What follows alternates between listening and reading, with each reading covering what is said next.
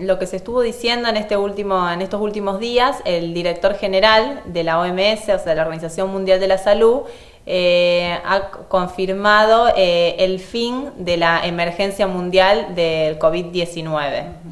Esto no quiere decir que haya terminado la pandemia o que no haya nuevos casos, sino que este virus llegó para quedarse. Entonces no hay que relajar las medidas de prevención, o sea, es muy importante continuar con estas medidas, porque no solamente evita el contagio con COVID, sino otros virus respiratorios, entonces es muy importante seguir manteniéndolas.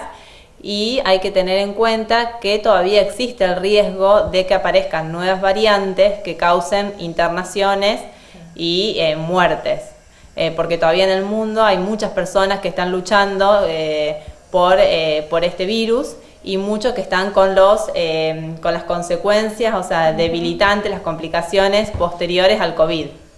Entonces, como te decía, este virus, o sea, llegó para quedarse, va a pasar a ser un virus estacional, como lo es el virus de la gripe, la influenza. Claro, y justamente estamos en una época donde ya se empiezan a notar los resfriados, las gripes y demás, entonces estamos justo en el mes ahora, o sea, estamos en la estación de otoño-invierno, donde empieza la mayoría de la circulación de todos estos virus respiratorios. O sea, uno no se enferma por el frío, sino porque en esta época circulan más los virus respiratorios. Entonces, como te decía, hay que seguir con las medidas de prevención. Y sí, lo que es muy importante, continuar con el esquema de vacunación. Claro. No olvidarse, porque hay mucha gente de la población que no ha completado todo el esquema, que se ha quedado con el esquema incompleto. Se han colocado generalmente la mayoría hasta la tercera dosis y no se han colocado el resto del esquema. Claro. Y con respecto a las vacunas de la gripe, también se pueden, ¿cómo sería el tema? ¿Se completan el de COVID y después la de la gripe?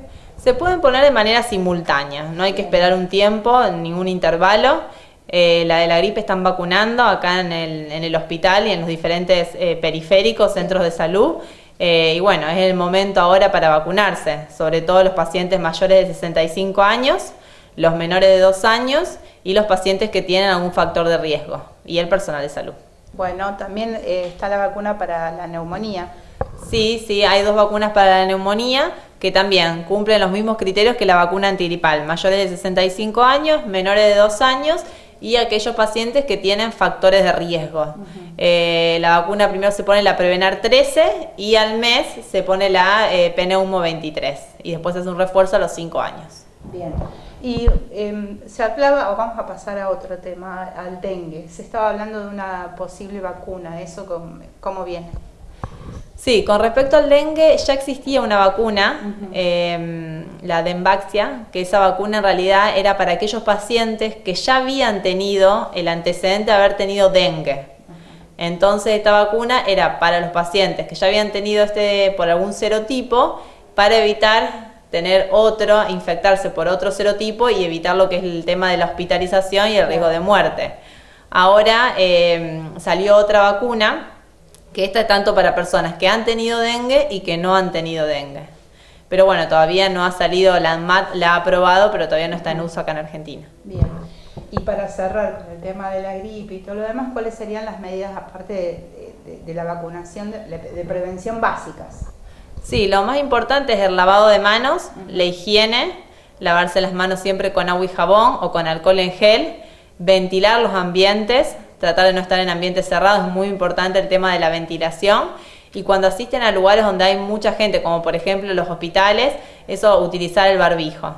Eso sería, aparte de la vacuna, de los que tienen indicación, las medidas que hay que tener en cuenta.